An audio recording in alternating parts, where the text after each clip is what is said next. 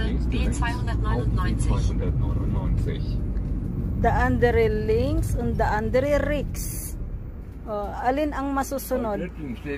Left or right? Okay, Altuting is links. Dan Makma Altuting links. So, okay. Ang masusunod ay ang kaliwa. Sabi ng isang navigation, Straßenverlauf von B299 noch 14 Kilometer folgen. Ang isang navi nagsabi kaliwa. Ang isang navigation ay sabi kanan. Alin sa dalawa ang tama? Sa kaliwa ang tama. Grabe naman to. Hindi pareho ang pagkasabi nila. Kaya naging dalawa yung navigation namin kasi hindi nagsasabi ng totoo ang isang navigation. Noon naliligaw kami kasi